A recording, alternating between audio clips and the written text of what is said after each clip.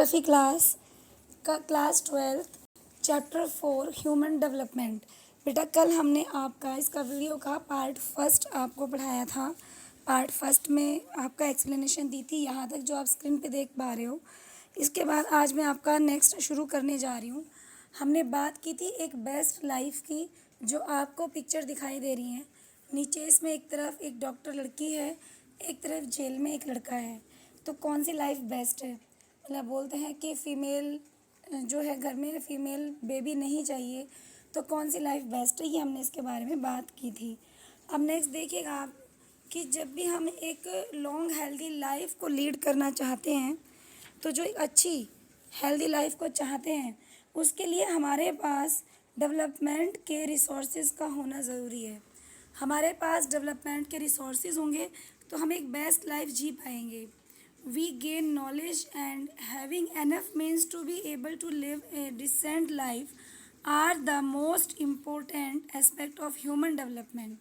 हमारे पास जब एक अच्छा जीवन जीने के पूरे साधन होंगे, तो ये हमारे साधन, ये हमारे रिसोर्सेज ह्यूमन के डेवलपमेंट के सबसे अधिक, सबसे ज़्यादा फेवर में होंगे।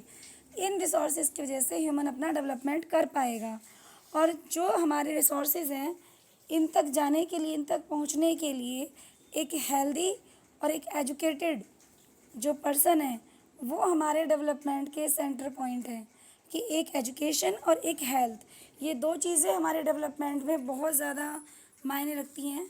नेक्स्ट है, आप देखिएगा कि जब ये दो चीज़ें बहुत ज़्यादा हमारी लाइफ को इफ़ेक्ट करती हैं, एजुकेशन और हेल्थ, तो अब नेक्स्ट इसमें दिया हुआ कि हम जो जितने भी हमारे ऐसे एस्पेक्ट्स हैं, जितने भी ऐसे हमारे चॉइसेस हैं, जितने भी हमारे ऐसे एस्पेक्ट्स हैं जिनसे हम डेवलपमेंट कर सकते हैं, तो उनके बारे में हम हर एक पॉइंट को ध्यान से देखेंगे कि किस तरह से हम अपना डेवलपमेंट कर सकते हैं। देखिए बेटा, जो लोग होते हैं, लोगों के अंदर इतनी अक्षमता नहीं होती, कि ना इतनी स्वतंत्रता होती उनके अंदर कि वो अपने लिए कोई विकल्प चुन सकते हैं, कोई चॉइस वो कर सकते हैं। तो इतनी एबिलिटी नहीं होती। Do not have the capability and freedom to make even basic choice. एक बेसिक चॉइस बनाने की एबिलिटी या फ्रीडम उनके अंदर नहीं होती। तो ये फ्रीडम कहाँ से आती है? अगर वो अपनी लाइफ के लिए कोई विकल्प नहीं चूज़ कर पाते हैं, कोई अपने लिए कोई एबिलिटी उनके अंदर है ही नहीं कि वो कोई बेसिक चॉइस कर पाएँ, तो ये लोगों के अंदर कहाँ से आती है? तो may be due to their inability to acquire knowledge. तो ये कहाँ से? ये ज़्यादातर जो ज्ञान प्राप्त करने की अक्षमता, यानी कि उनके अंदर जो एक नॉलेज को गेन करने की पावर होती है, जब उनके अंदर वो पावर आ जाती है, तो उस वजह से वो अपने जितने भी उनके इंस्टीट्यूशंस हैं, इंस्टीट्यूशंस को, डिस्क्रिमिनेशन को, और जितने भी इनएफिशिएंसीज़ हैं, मीन्स समाज के अंदर होने वाले भेदभावों को, संस्थाओं की अक्षमता, भौतिक निर्धनता, इन सभी कारणों की वजह से उनके अंदर ज्ञान प्राप्त करने की अक्षमता हो जाती है। क्योंकि बेटा, जब इंसान परेशानियों से जूझता है, परेशानियों का सामना करता है, तो उसके अंदर अपनी परेशानियों से निपटने के लिए उसके अंदर एक पावर होती है। वो कुछ अलग जानना चाहता है, कुछ अलग लाइफ की एक्सपेक्ट करता है वो। तो नेक्स्ट देखिएगा आप, इन्होंने कहा है कि इसमें जो एक लंबी और एक हेल्दी लाइफ जो जीने की क्षमता होती है, या एजुकेशन लेने की क्षमता होती है, या एक बेस्ट लाइफ को रिसोर्सेज की वजह से जो जीने की क्षमता, जिनकी वजह से एक बेस्ट लाइफ में प्रॉब्लम आ रही है, उन्हें बाधा आ रही है, तो ये प्रॉब्लम्स कहाँ से हो रही है? ये प्रॉब्लम्स हो रही हैं जो उनके अंदर एक समझने की समझ जो नहीं है।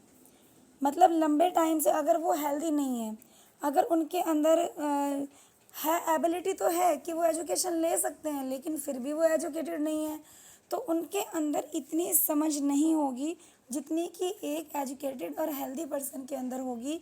जितनी आसानी से एक हेल्दी पर्सन और एजुकेटेड पर्सन अपनी समस्याओं से बाहर आ सकता है, एक अनएजुकेटेड पर्सन और एक बीमार इंसान इतनी आसानी से बाहर नहीं आ सकता। देखिए, लोगों के अंदर जो बेसिक चॉइस में इंक्रीमेंट जो होता है, उनके अंदर जो एक वृद्धि करने के लिए स्वास्थ्य और शिक्षा, उनका निर्माण होना बहुत ज़रूरी है। तो हमने जो इस पैराग्राफ में पढ़ा है इसमें हम ये तो समझ ही गए हैं कि अगर एक अच्छी लाइफ चाहिए तो उसके लिए हमें हेल्थ और एजुकेशन, ये दो चीज़ हमारी लाइफ का मेन हिस्सा है, मेन पार्ट है। इनकी वजह से हम आगे बढ़ सकते हैं, अपना विकास कर सकते हैं। तो ये हो गया। अब नेक्स्ट एग्जांपल देखिएगा बेटा, अगर कोई एक अनएजुकेटेड बच्चा है, तो अनएजुकेटेड बच्चा, अशिक्षित बच्चा, वो डॉक्टर बनने का जो विकल्प है वो तो बिल्कुल चुन ही नहीं सकता। क्यों? क्योंकि उसका जो विकल्प है वो शिक्षा की वजह से, शिक्षा की कमी की वजह से वो सीमित होकर रह गया है। अगर वो शिक्षित होता, वो पढ़ा लिखा होता, तो उसके पास ये चॉइस होती कि वो अपने लिए चॉइस कर सकता है कि वो अपनी लाइफ में डॉक्टर बन पाएगा। इसी तरह से गरीब लोग जो होते हैं, गरीब लोग बीमारी के लिए दवाइयों का उपचार भी नहीं चुन सकते क्योंकि संसाधनों का अभाव उनके पास होता है। अब आप देखिए, गरीब लोग हैं बेचारे, बीमार हैं, उन्हें पता है कि वो दवाई ले लेंगे तो वो ठीक हो जाएंगे, लेकिन उनके पास में रिसोर्सेज नहीं है जिसकी वजह से वो दवाइयाँ ले सकते हैं। पैसे नहीं हैं, डॉक्टर तक जाने के लिए खुद चलने की हालत नहीं है, और डॉक्टर के पास तक जाने के लिए कोई साधन नहीं है। तो बेटा ये सब चीज़ें हमें दिखाई है एक हेल्दी और एक एजुकेटेड पर्सन के लिए कि हेल्थ और एजुकेशन कितनी इम्पोर्टेंट होती है एक ह्यूमन के डेवलपमेंट के लिए। अब हम नेक्स्ट पढ़ने जा रहे हैं, the 4 pillars of human development. अब देखिएगा बेटा, मानव विकास के 4 स्तंभ। मानव विकास के 4 स्तंभ क्या है? अगर इंसान का विकास होना है तो उसके 4 पिलर्स होते हैं। तो जैसे इमारत होती हैं, बिल्डिंग्स होती हैं, उनको सपोर्ट देने के लिए पिलर्स बनाए गए हैं। तो सेम यही आइडिया ह्यूमन डेवलपमेंट में आता है कि ह्यूमन डेवलपमेंट में इक्वालिटी, सस्टेनेबिलिटी, प्रोडक्टिविटी और एम्पावरमेंट, ये 4 उसके पिलर्स हैं जो कि एक इंसान के डेवलपमेंट में यूज़फुल होते हैं। मतलब हिंदी में बता देती हूँ, उसके अंदर समता होनी चाहिए। समता का मतलब इक्वालिटी, समता का मीन्स सम, एक जैसे, मतलब समानता हो, सतत पोषणीयता, सस्टेनेबिलिटी हो, उत्पादकता, प्रोडक्टिविटी हो, और एम्पावरमेंट, सशक्तिकरण होना चाहिए। तो इनके ऊपर डेवलपमेंट डिपेंड करता है। अब जो भी हर कोई व्यक्ति को अगर कोई चॉइसेस दी जाए, उसे अपॉर्चुनिटी मिले और उसे वहाँ पे जाके व्यवस्था करनी है, या लोगों को जो अवसर उपलब्ध होते हैं जैसे लिंग है, प्रजाति, आय, ये हमारे समान होने चाहिए। समान होने चाहिए मतलब इक्वल होने चाहिए। अब आप देखिएगा इसमें नेक्स्ट आपको दिखाया है इसमें बेटा कि जब लोगों के जो भी हमारे जेंडर, मतलब जेंडर, रेस, इनकम, अगर लिंग बराबर माने जाते हैं, लड़की हो या लड़का, उनको इक्वल समझा जाता है। अगर वो गोरे हैं या काले हैं फिर भी उनको इक्वल अपॉर्चुनिटी दी जाती है, और उनकी इनकम अगर सेम है तो उनके अंदर इक्वलिटी की फीलिंग आती है और वो अपना डेवलपमेंट करने में सक्षम होते हैं। फॉर एग्ज़ाम्पल, किसी कंट्री में आप देखिएगा, किसी देश के अंदर ये जानना बहुत इंटरेस्टिंग होता है कि जितने वहाँ स्कूल हैं और स्कूल्स के अंदर जितने भी स्टूडेंट वहाँ डिवाइड हैं वो किस किस ग्रुप से हैं। मतलब जितने स्कूल हैं, एक स्कूल के अंदर कितने बच्चे आते हैं, किस किस कास्ट से बिलोंग करते हैं, तो ये जानना बहुत इम्पोर्टेंट होता है। तो इस तरह के इवेंट्स के रीज़न का पता लगाना चाहिए कि भाई अगर किसी स्कूल में इतने बच्चे हैं तो किस ग्रुप से बिलोंग करते हैं। हमारे इंडिया में बेटा फीमेल और जो हमारे यहाँ पर जितने भी इसमें दिया लार्ज नंबर ऑफ वुमेन है, बहुत बड़ी संख्या में औरतें हैं, and person belonging to social and economically backward group drop out of school. Bharat के अंदर बहुत पिछड़े हुए वर्ग हैं जो ड्रॉप आउट हो चुके हैं, पीछे पिछड़ते चले गए हैं। तो सामाजिक तौर पर भी और आर्थिक दृष्टि से भी, सामाजिक और आर्थिक क्या होता है, जो देश के अंदर औरतें हैं, औरतों को सामाजिक तौर पर, क्योंकि सोशली एक तरीके से बेटों को ज़्यादा रेफरेंस दिया जाता है, उनको ज़्यादा माना जाता है, तो उन्हें पढ़ाया लिखाया जाता है बेटों को, लेकिन बेटियों को घर के काम में लगा दिया जाता है। पहले तो अभिशाप ही माना जाता था कि भाई लड़की होगी तो खर्चा भी होगा और लड़कियां हैं दुनिया से कैसे बचाएंगी, लेकिन सामाजिक तौर पर उन्हें इतनी रेस्पेक्ट नहीं मिलती जितनी बेटों को दी जाती है। और आर्थिक दृष्टि से भी कि अगर लड़कियां भी पढ़ लिख जाएंगी तो वो भी कंधे से कंधा मिलाकर चल पाएंगी, लेकिन उन्हें पढ़ाया नहीं जाता तो आर्थिक दृष्टि से वो भी पीछे रह जाती हैं। वो एक मेल के ऊपर डिपेंड होकर रह जाती हैं। तो बड़ी संख्या में जो विद्यालय के अंदर, स्कूल्स के अंदर जो वुमेन की क्वांटिटी मतलब पिछड़ने में आई है कि कम हैं औरतें, लड़कियां जो हैं कम हैं, शिक्षा तक पहुंचने में सफल नहीं हो पाई हैं, वो सीमित होकर रह गई हैं। तो ये रीज़न रहा है एक सोशली और इकोनॉमिक दृष्टि से पिछड़ेपन की वजह से। अब देखिएगा बेटा, जो अपॉर्चुनिटी मिलती हैं, अपॉर्चुनिटी में जो सस्टेनेबिलिटी है वो भी हमारे ह्यूमन डेवलपमेंट के लिए बहुत ही इम्पोर्टेंट है। सबको इक्वल अपॉर्चुनिटी मिलनी चाहिए। हमारे जो मानव संसाधन का उपयोग है, जो मानव ने संसाधन अपने लिए बनाए हैं, यूजेबल चीज़ें बनाई हैं, अगर उन्हें वो ऐसे ही बिना कुछ सोचे समझे यूज़ करेगा तो फ्यूचर जनरेशन के लिए वो नहीं बच पाएंगी। तो इनका भी ध्यान रखना चाहिए कि हमें इनका दुरुपयोग नहीं करना चाहिए, मिसयूज़ नहीं करना चाहिए। तो ये हमारी सस्टेनेबिलिटी हो गया है। सस्टेनेबल का मतलब ही होता है कि बिना हमारे एनवायरनमेंट को नुकसान पहुंचाए किसी रिसोर्स का उतना यूज़ करना, हद से ज़्यादा यूज़ ना करना, मतलब फ्यूचर जनरेशन के लिए बचा कर यूज़ करना। तो ये होता है हमारा सस्टेनेबिलिटी। अब लड़कियां हैं, लड़कियों को स्कूल भेजा जा रहा है, तो एक अच्छा एग्जाम्पल है, अपने ग्रुप से लड़कियां स्कूल जा रही हैं। और पहले क्या था, पहले लड़कियों को भेजने के लिए जोर नहीं दिया जाता था, लेकिन जब वो युवा होती है तो युवा बनने पर स्त्रियों के लिए जो अपॉर्चुनिटी होती है वो ख़त्म हो जाती हैं, क्योंकि स्कूल जाती नहीं है तो उनके लिए कोई अपॉर्चुनिटी नहीं बचती। तो देखिए बेटा, उनकी जो लाइफ है, उनका जीवन है, वो बहुत तरीके से इफ़ेक्टिव होता है। तो हर पीढ़ी के अंदर ये प्रॉब्लम आती रही है। नेक्स्ट इसमें दिया है कि जो इसमें दिया है श्रम उत्पादकता, मतलब लोग मेहनत करते हैं, प्रोडक्टिविटी करते हैं।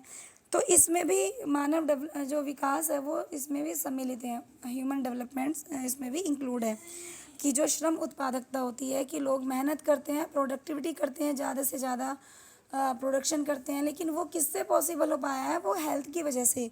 अगर हम स्वस्थ हैं तो हम श्रम कर पाएंगे, लेकिन अगर हम बीमार हैं तो हम श्रम नहीं कर पाएंगे। तो बेटा इसके अंदर ऐसी ये जो हमारे अंदर जो अपना विकल्प चुनने की शक्ति होती है, तो ये बहुत बड़ी शक्ति होती है। और लोगों के लिए बहुत सारी पॉलिसीज़ होती हैं कि जिनकी वजह से ये अपने आप को आगे बढ़ा सकते हैं। तो यहाँ तक के लिए आज मैंने आपका कराया है बेटा। अब नेक्स्ट है, हाँ जी बेटा, आगे है अप्रोचेस टू ह्यूमन डेवलपमेंट, मानव विकास के उपागम। अब देखिए, जो ह्यूमन डेवलपमेंट है, इसकी समस्या को, इसकी प्रॉब्लम को देखने के बहुत सारे ढंग हैं। नेक्स्ट देखिएगा, नेक्स्ट आपको दिखाती हूँ बेटा। तो some of the important approaches are, कुछ अप्रोचेस ऐसी हैं, मतलब बहुत सारे तरीके हैं कि हम देख सकते हैं कि ह्यूमन डेवलपमेंट में क्या समस्या है। फर्स्ट तो है आपका इनकम अप्रोचेस, मतलब इनकम की प्रॉब्लम आती है। सेकंड है वेलफेयर अप्रोचेस, फिर मिनिमम नीड्स अप्रोचेस, और आपका कैपेबिलिटीज़ अप्रोचेस। अब देखिएगा, जो ये हमारी अप्रोचेस हैं, ये हमारे मानव विकास के उपागम है, मीन्स ये हमारे अप्रोचेस हैं मानव के विकास के लिए। तो किस तरीके से हम इनको देख सकते हैं कि देखिए, जो 4 आपको दिखाए गए हैं, ये ह्यूमन डेवलपमेंट के कुछ प्रॉब्लम्स है जिसमें ये आते हैं कि भाई इनकम है, इनकम अगर कम है तो ह्यूमन डेवलपमेंट पॉसिबल नहीं होता। या जो हमारे कल्याण उपागम होते हैं, वेलफेयर अप्रोचेस होते हैं, इनकी वजह से भी। और जो एक मिनिमम हमारी नीड्स होती हैं, कम से कम आवश्यकता, और एक अक्षमता, तो ये चीज़ हमारी बहुत मायने रखती हैं। नेक्स्ट दिया मेजरिंग ह्यूमन डेवलपमेंट। अब देखिएगा, हमें ह्यूमन डेवलपमेंट को कैसे मेज़र कर सकते हैं कि कितना ह्यूमन का डेवलपमेंट हुआ है। तो आप देखिएगा गाइस कि जो हम ह्यूमन का डेवलपमेंट करते हैं उसके लिए H D I means human development index बनाया होता है, जिसमें हम स्वास्थ्य, शिक्षा, संसाधन मीन्स एजुकेशन, हेल्थ और रिसोर्सेज, इन चीज़ों को देखते हैं। इनकी हम एक सीरीज़ तैयार करते हैं, और ये सीरीज़ 0 से 1 के बीच के स्कोर पर हम रखते हैं कि 0 से लेके 1 कितने हमारे हेल्दी पर्सन हैं, कितने एजुकेटेड हैं, कितने रिसोर्सेज का वो यूज़ कर रहे हैं। तो एक देश का एक ह्यूमन डेवलपमेंट मेज़र करने के लिए तीनों चीज़ें इम्पोर्टेंट हैं। इससे हम पता चला सकते हैं, जैसे कि सपोज़ कि 10% किसी एरिया में एजुकेटेड है, ठीक है, और वहाँ पर 10 में से 8% ऐसे हैं जो हेल्दी हैं। अब जो हेल्दी भी हैं और एजुकेटेड भी हैं, तो उन 8% का जो डेवलपमेंट है वो बहुत स्पीडली होगा, वो रिसोर्सेज को ज़्यादा से ज़्यादा यूज़ कर पाएंगे। लेकिन 10 में से जो 2 बचे हैं उनका डेवलपमेंट थोड़ा स्लो हो जाएगा, क्योंकि वो एजुकेटेड तो हैं लेकिन वो हेल्दी नहीं है, क्योंकि हेल्दी होंगे तभी तो रिसोर्सेज को यूज़ कर पाएंगे। तो नेक्स्ट दिया है इसमें कि ये हम एक रिकॉर्ड तैयार करते हैं, एक आंकड़ा तैयार करते हैं एक देश का, कि उस रिकॉर्ड में हम नोट करते हैं कि कौन कौन से एरिया में कितने कितने लोग हेल्दी हैं, कितने एजुकेटेड हैं, कितने रिसोर्सेज का यूज़ कर पा रहे हैं। तो देखिए बेटा, इस तरह से लाइफ की जो एक एक्सपेक्टेशंस है, लाइफ की एक्सपेक्टेंसी है, वो बढ़ जाती है। अगर हमारे पास हेल्थ भी है, एजुकेशन भी है और रिसोर्सेज को यूज़ कर पा रहे हैं तो जीवन जीने की उम्मीदें ज़्यादा हो जाती हैं। तो लोग एक अच्छी लाइफ जी पाते हैं, एक उनके पास चॉइस ज़्यादा हो जाती है, उम्र भी ज़्यादा हो जाती है उनके पास जीवन जीने के लिए।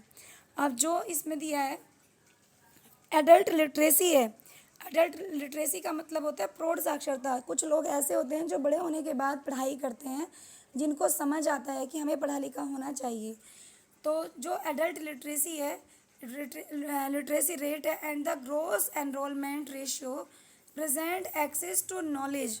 तो ये हमारा ज्ञान की जो हमारे नॉलेज की हम नॉलेज के मामले में कहाँ तक पहुँच पाए हैं उसको शो करता है।